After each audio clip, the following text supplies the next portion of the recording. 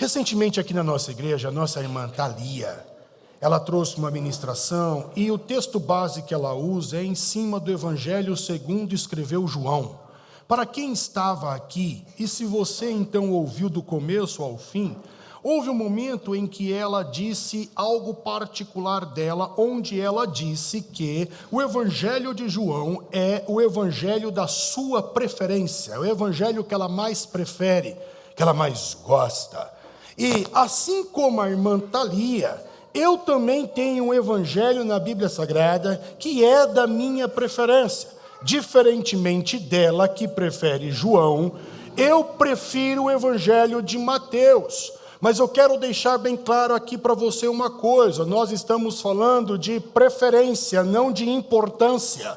Nós não estamos falando de grau de importância, nós não estamos falando de grau de relevância, pois um evangelho não é mais relevante do que o outro, ou um evangelho não é mais importante do que o outro, mas ambos, e poderíamos acrescentar Marcos e também Lucas, ambos estão no mesmo pé de igualdade, um complementando o outro, um demonstrando Jesus, partindo de uma perspectiva. Então, um complementa o outro. Estamos falando de preferências, estamos falando de gosto. E quando falamos de gosto, quando eu digo eu gosto disso e não gosto daquilo, eu estou falando para você que aquilo com a qual eu gosto me chamou a atenção, me cativou, me prendeu. E não adianta você me oferecer um outro, porque aquele outro que você vai me oferecer ou me ofereceu,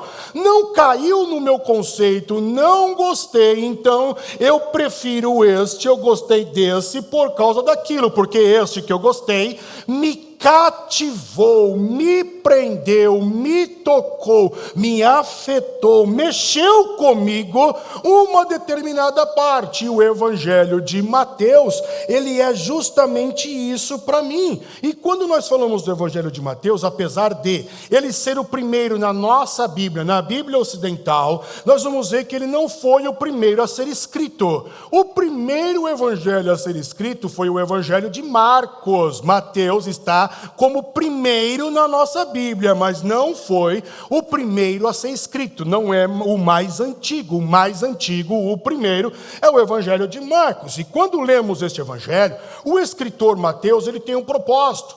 Todo e qualquer escritor, ele quer alcançar um nicho, ele quer alcançar um grupo de pessoas, ele tem em mente um grupo de pessoas que ele quer direcionar aquele escrito. Então ele vai apresentar Jesus de um modo diferente de Marcos, de Lucas e de João. E ele apresenta Jesus como leão, em outras palavras, ele apresenta Jesus como rei. Quando você lê o Evangelho de Mateus, a mensagem subliminar que Mateus está tentando passar para todos os seus leitores é: eis aí o vosso rei chegou, o vosso rei está aqui. Tudo aquilo que se falou daquele rei e toda aquela ânsia esperando o rei chegar, ele chegou. É mais ou menos assim que Mateus demonstra Jesus. Isso é tão verdade que repetidas vezes, em diferentes capítulos, em diferentes versículos, Mateus ele vai escrever assim: ora, tudo isso aconteceu para que se cumprisse o que fora dito pelo Senhor, por intermédio do profeta, acerca dele.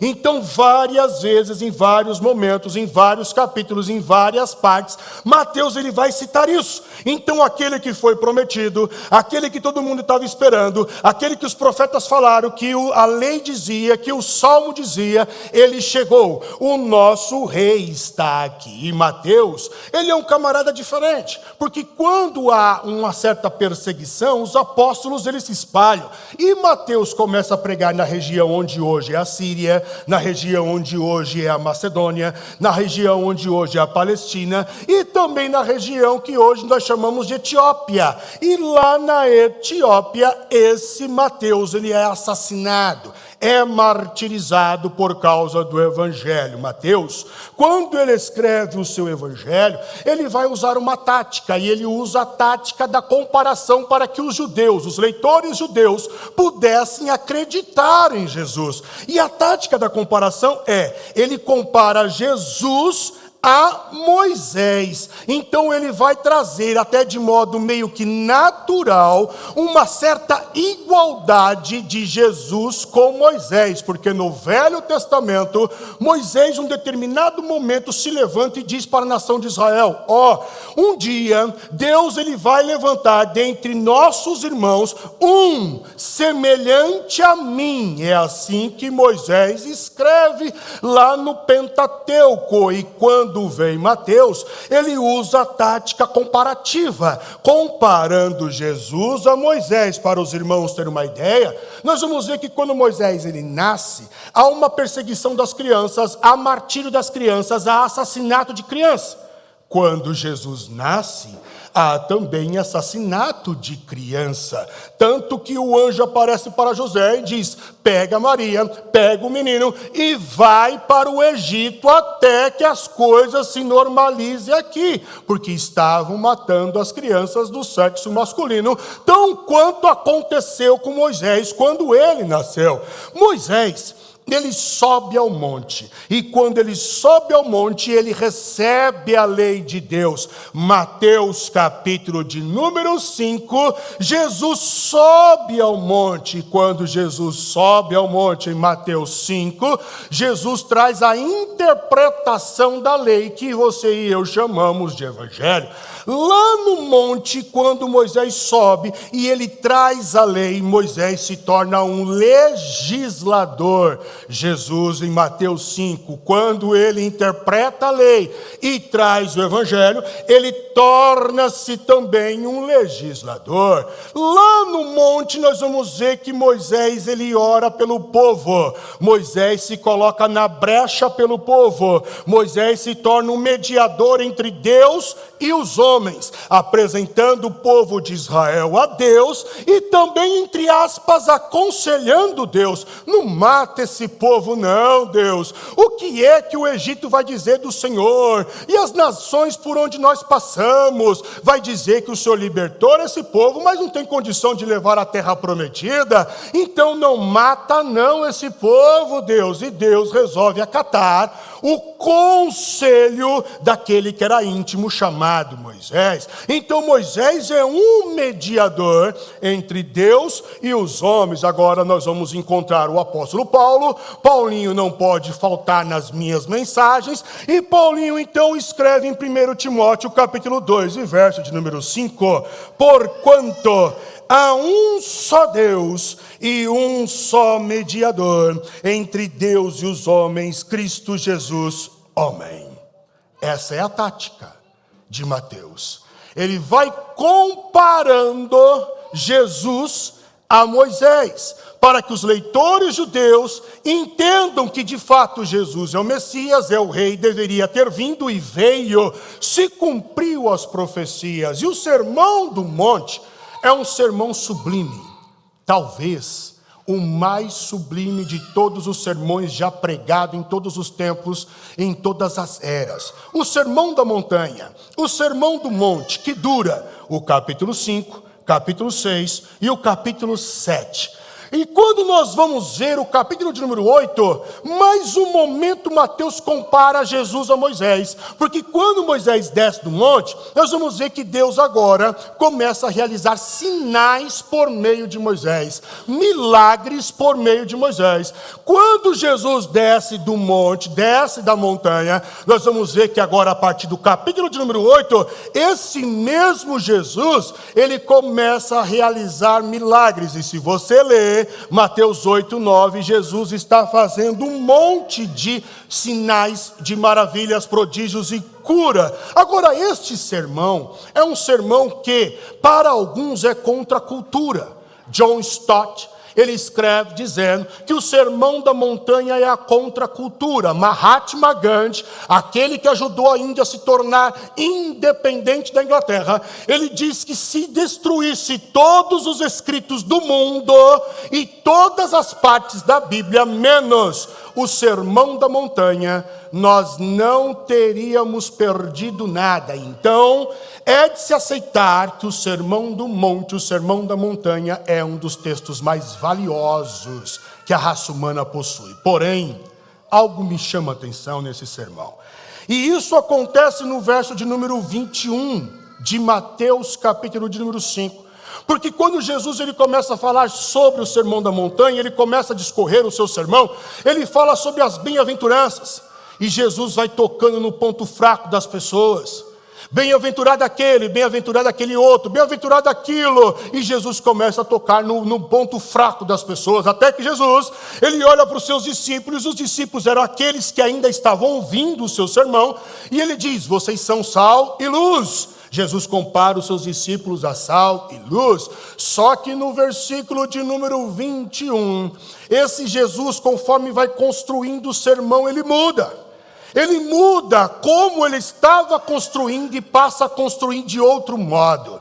A partir do verso de número 21, nós vamos encontrar uma série de antíteses do Cristo. Cerca de 6 antíteses do Cristo, que mudou a construção do Sermão da Montanha, que vai do verso 21 até o verso 44. E o que é antítese? É aquilo que é contraste. Parece ser contrário. São dois pensamentos intelectuais, onde um parece ser contrário ao outro. Isso é antítese. E a primeira antítese está no verso de número 21 e no verso de número 22, que diz assim, de Mateus 5. Ouviste o que foi dito aos antigos, não matarás, mas qualquer que matar será réu de juízo. Eu, porém, vos digo, a antítese, ouvistes o que foi dito, antítese, eu, porém, vos digo, que qualquer que, sem motivo, se encolorizar contra o seu irmão, será réu de juízo, e qualquer que disser a seu irmão, raca, será réu de sinédrio, e qualquer que lhe disser louco, algumas versões mais atuais diz idiota, será réu do fogo do inferno. A segunda antítese, verso 27 e 28. Ouvistes o que foi dito aos antigos, não cometerás adultério. Eu, porém, vos digo que qualquer que atentar numa mulher para a cobiçar, já em seu coração cometeu adultério com ela. Mateus 5,31, terceira antítese. Também foi dito aos antigos, qualquer que deixar a sua mulher, dê-lhe carta de divórcio.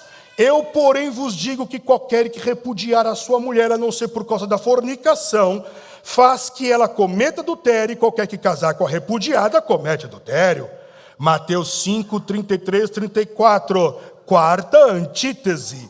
Outro sim, ouvistes que foi dito aos antigos, não perjurarás, mas cumprirás os teus juramentos ao Senhor.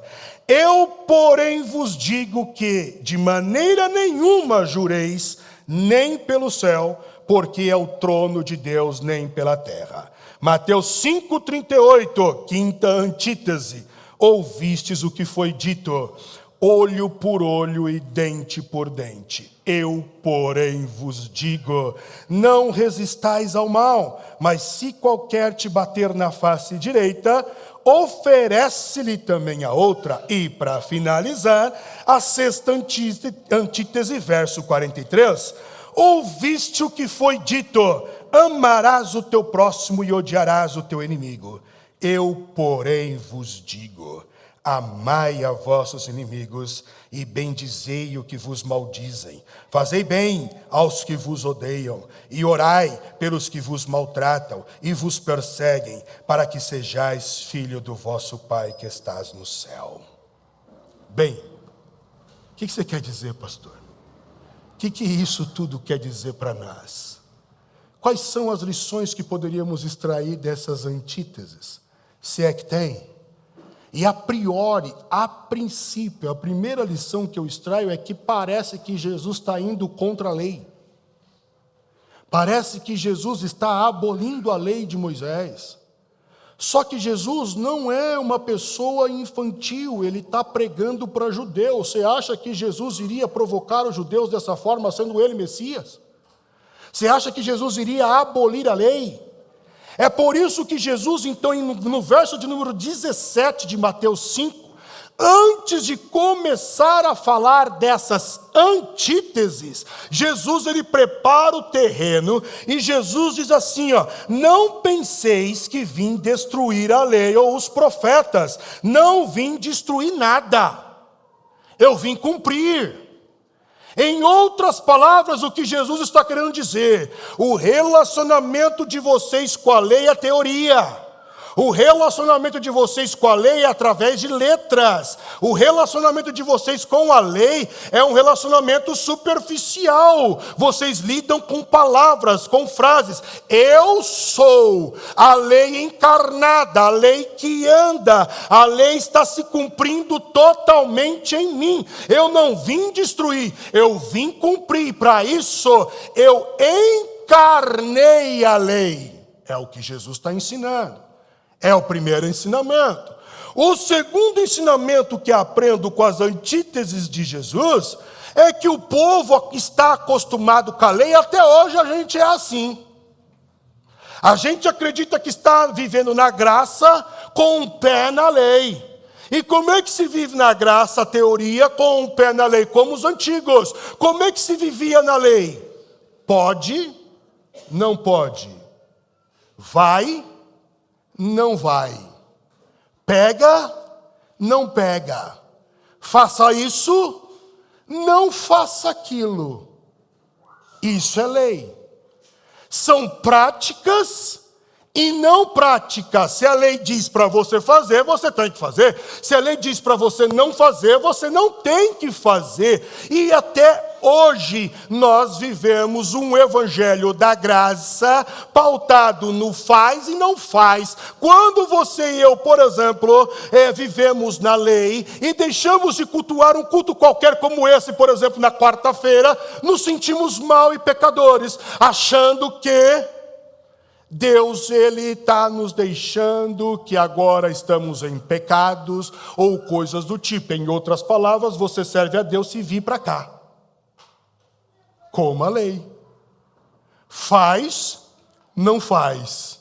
Pratica, não pratica. E quando Jesus ele fala das suas antíteses, ele diz: eu porém vos digo, a mensagem que Jesus está querendo dizer para esse povo é o seguinte: vocês estão vivendo a superficialidade da lei. Praticar ou não praticar é o superficial. Existe algo além da lei. Existe algo para além da lei. Não adianta você não matar, se você diz ao seu irmão que ele é um idiota. Não adianta você não matar, que se você diz ao seu irmão raca. E o que é raca? Raca significa pessoa de mente vazia. Sabe aquela pessoa que você diz assim, é um inútil mesmo, imprestável. Ele está ocupando o espaço de uma pessoa que tem utilidade. Esse aí deveria morrer.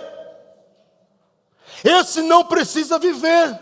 E no mundo que nós estamos vivendo hoje, no Brasil de hoje, que se provoca, as mídias provocam por causa da nossa política, por causa dos nossos políticos, e nós nos revoltamos. Vai dizer para mim que você já não desejou a morte de um?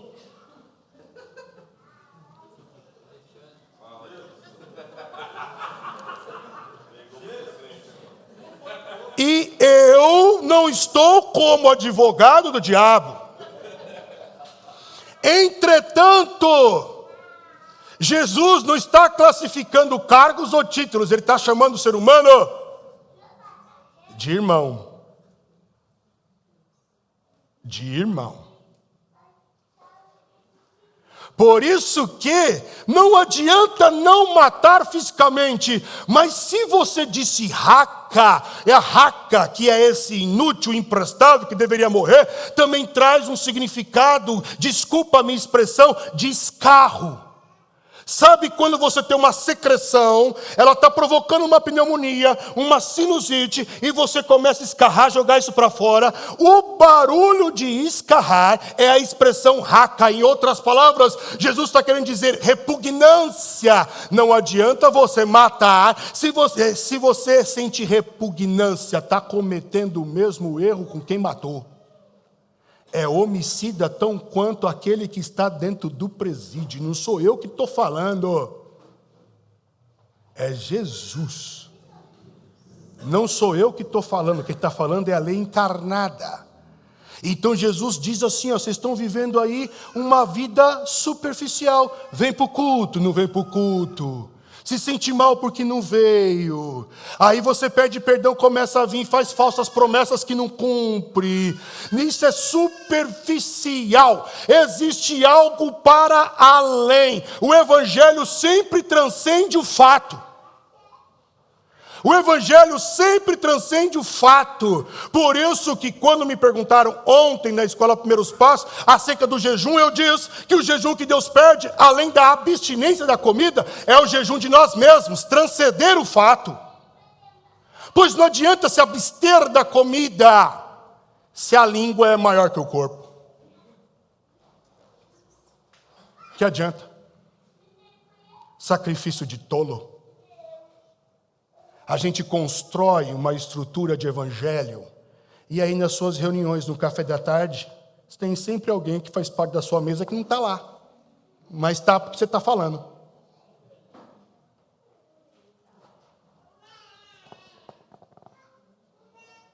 Do que adianta viver a superficialidade? Eu até vou no hospital, mas que adianta se a sua mesa é mesa de fofoca, se você destrói o que está sendo construído com pureza, com mentiras, falácias? Do que adianta? É superficialidade.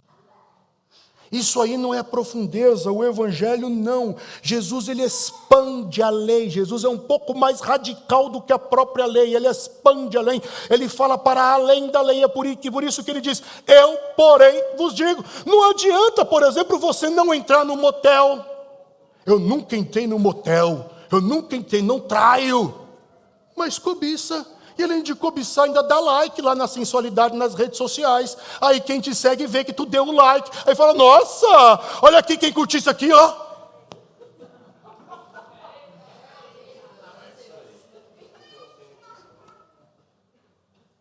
Do que adianta? Nem pecar sabe, irmão. E tem o pastor que uma vez pregou sobre isso. Nós não sabemos pecar, vou te ensinar a pecar. E curte, o que adianta? Não entrou no motel, beleza, não adulterou, não traiu, fechou. Mas curte lá a sensualidade descarada. Curte.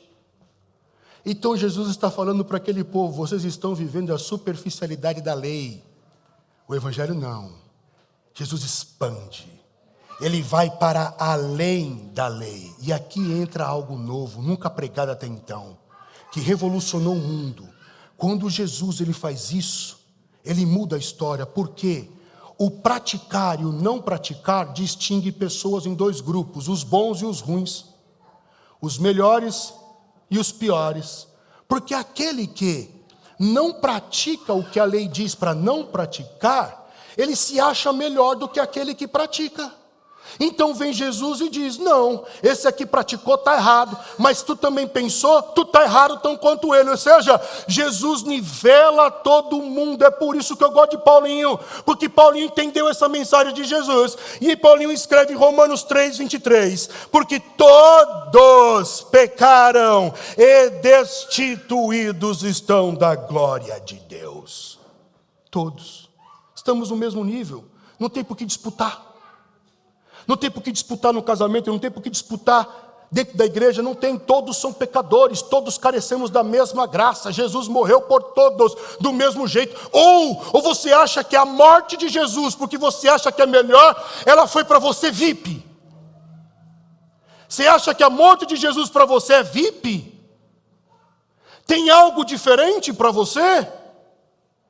Jesus quebra este muro de divisão e desses grupos. Não existe mais melhor ou pior. Existe todos carentes da graça de Deus. É o que Jesus faz.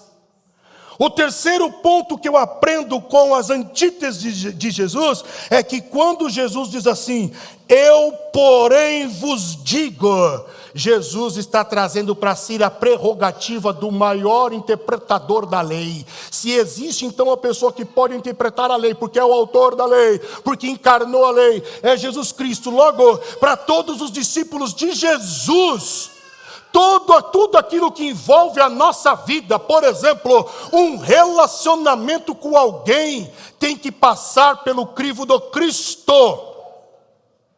Falar de alguém tem que passar pelo crivo do Cristo. Jesus disse, se for necessário julgar, julgue com justiça. Seja justo. Não deixe as emoções falarem mais alto. Não deixe as tuas frustrações e decepções falarem mais alto. Não permita, seja justo quando você precisar falar de alguém. Então, quando Jesus fala, eu porém vos digo, ele traz para si a prerrogativa do maior interpretador da lei. Logo, relacionamentos, vida, tudo que diz respeito ao reino de Deus, tem que passar pelo crivo de Jesus. Como Jesus se relacionaria com fulano, o que Jesus faria na situação, como Jesus iria para tal lugar, tudo tem que passar pelo crivo do Cristo. Inclusive, quando você lê também o Velho Testamento, você tem que colocar a lente de Jesus. Como Jesus agiria? Como Jesus agiu? O que é Jesus? É a chave hermenêutica da Bíblia Sagrada. Ele é a interpretação dos mistérios que há na Bíblia Sagrada. Por isso, eu tenho orado para que você e eu possamos viver uma vida pautada no crivo do Cristo para viver alumbramentos. Se a gente quiser viver mudança, um novo, como já foi citado, viver alumbramentos, nós precisamos então começar a nos relacionar pelo crivo do Cristo. E eu acredito que se nos relacionarmos pelo crivo do Cristo, vamos ofender menos. Vamos brigar menos. Haverá menos confusões e menos sentimentos de direitos. E quem sabe mais sentimentos de deveres. E eu acho que é isso que Jesus está ensinando. Porque é outro motivo pela qual eu tenho orado. Eu oro para que se cumpra em nossa vida o que Jesus ele disse no verso de número 20 de Mateus 5. Porque vos digo que, se a vossa justiça não exceder dos escribas e dos fariseus, ou seja, não adianta você viver na superficialidade, só fazendo ou não fazendo, tem que ir para além, tem que transcender. A vossa justiça tem que exceder a dos escribas e os fariseus. Se não exceder, de modo nenhum entrarão no reino dos céus. A lei não salva. A misericórdia de Deus, sim. Mas para sermos discípulos, temos que ir para além do praticar e do não praticar. Aí nós vamos viver alumbramentos. Aí nós vamos ver o amor de Deus constranger as pessoas. Porque nós não estamos praticando, nós estamos encarnando, vivenciando na essência. Eu deixei de praticar para ser o amor. É totalmente diferente. Discípulo de Jesus não cumpre regra. Discípulo de Jesus trabalha por amor. E essa é a essência da lei. É que Israel não soube interpretar. Se você ama, não cobiça. Se ama, não mata. Se ama, não furta. Se ama, não destrói. Se ama, não ofende. Se ama, você zela. Você cuida. Você constrói. Você preserva. Você corrige. Esse é o Evangelho do Cristo. E eu oro para que a Igreja Batista Atos comece a viver um Evangelho para além das práticas. Saia da superficialidade e viva para além. Meu conselho é que você jejue da língua. É que você jejue dos pensamentos maldosos, do ódio, do rancor, do nervosismo sem motivo, da chatice. Como eu já disse, às vezes nós somos não gostáveis. Tem muita gente chata. Jejua disso. Seja mais empático. Ria mais. Ouça mais. Para de falar. Que tal fazer de jejum da língua, mas não só da fofoca, mas também de parar de falar um pouco? Ouça. Porque quando você fala muito, você não presta atenção. Se não presta atenção, não desce. E se não desce, você não aprende.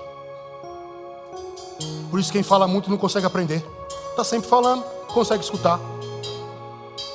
Escute mais. Sempre tem alguém para te ensinar, para nos ensinar.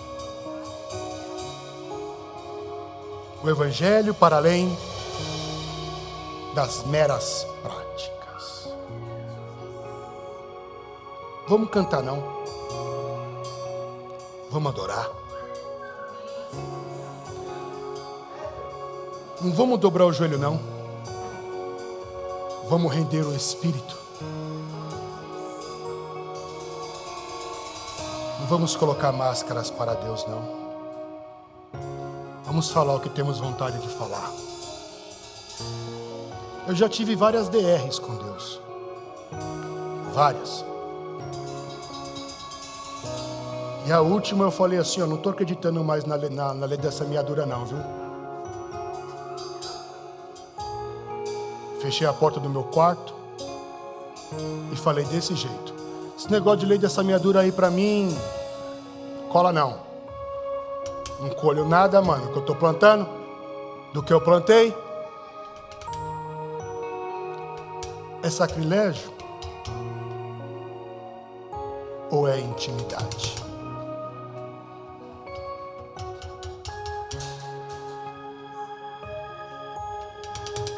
Viva verdadeiramente. Viva com sinceridade. Não disfarce nada para o teu pai. O teu pai quer a verdade.